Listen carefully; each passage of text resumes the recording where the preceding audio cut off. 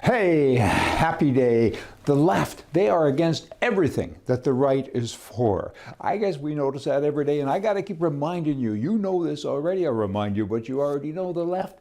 They're a haywire group. Look what's happening now in Los Angeles. You have a Republican guy running for the mayor, and only two of them get to go to the runoff, the election in November, and he was by far number two. And then they started to count the mail-in ballots. They came in months ago, I think, and they're just now kind of getting around to them, and all of a sudden, virtually every vote is for the person, the communist person, who is in third position. Isn't that strange? And all of a sudden, he's only 1% ahead. I don't think he'll make it, and they're scared. They don't want a Republican running for mayor because what if he won? Son of a gun. They can't let that happen, and it's not nice.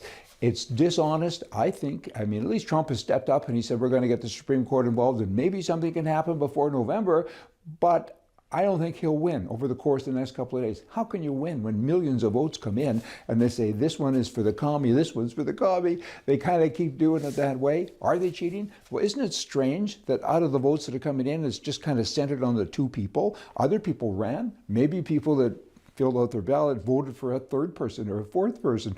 But interestingly enough, now it's just all for that woman to get her into second place. Now, swing over to the Treasury Department. They said, you know what? It's a 250th anniversary for America to be America, so we're going to issue a $250 bill. I think they should do that anyway. I like the old days when we had $1,000 bills and money wasn't worth as much then as it is now. In any event, they said, we want to put President Trump's picture, his image, on the bill, but because he's alive, we can only do it with dead people. So we have to go to Congress. So of course the left has lost their mind over this. It said, it's not about Trump, it's about America. And you know, they have some points, but as usual, they don't have very many except pointed heads. Now there's a big vote that happened here recently in the Energy and Commerce Committee, and Trump said, I'm sick of the time. You know, I want to fix the country at daylight savings time, and other places are doing that, states and provinces and countries.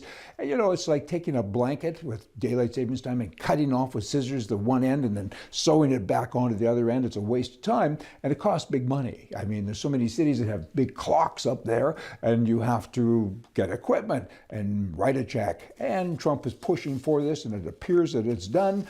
It's about bloody time, just saying. Now, Palm Springs and Spain, I mean, people dress up as other people. In Palm Springs recently, there was over 1,000 people dressed up as Marilyn Monroe. I don't get it, but that's what they do. Why not in Palm Springs, of course? And in Spain, they're dressing up as Charlie Chaplin, and then all the liberals in other places dress up as, you know, women when they're men, and so on. You put that into your own little brain package and see what you come out with, okay? Now, you have this guy that kind of adds to that, and talk about dress up. His name is Scott Wiener, I guess, and he's running for the U.S. Congress, and it appears that he's going to take Nancy Pelosi's seat, and why not? Crazy deserves more crazy. And he had this little thing, what do you call it, convention or something. It was called for Homosexual California, and a drag queen there, dressed up really weird. I mean, Wiener is a girl's best friend, and this drag queen was dressed up as half woman and half pig, swine, you know. Really, and there was children there, and this guy's going to be in Congress? Good bloody grief. They continue to walk among us. Now in Canada, members of Parliament get a pay raise every year. April 1. Doesn't matter if you perform well. In the real world, of course, you have to do a good job, then you get a raise, and if you don't do a good job, you get fired. Every one of them should be fired and start over again, but they get this automatic raise. And one guy is pushing back against this, and it's kind of interesting because he belongs to the NDP, which is code for Socialist Party, and he's pushing back. Good for him. I give him credit. That might be the first time I ever do that. Be like Fonzie. Sorry, got it now. Alberta, they want to separate. Do they really? A third of them do, a third of them don't, and a third of them are confused, but they'll get unconfused as time goes on. But it's kind of interesting because now the politicians in Ottawa are saying, if you separate, you can't have a Canadian passport.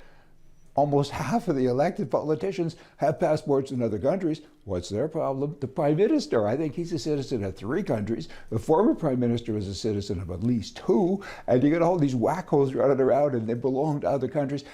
Polygamy, do you think? I guess, I gotta say. Now, the Standing Committee in Canada as well now has said there's this hate crime thing that they always talk about. There's a school, residential school in Kamloops, British Columbia, that they started off with a big thing, and the government is now saying, if you talk about this, if you condone this publicly, you deny or downplay the Indian reservation school system, a criminal offense, punishable by up to 2 years in jail, will happen to you.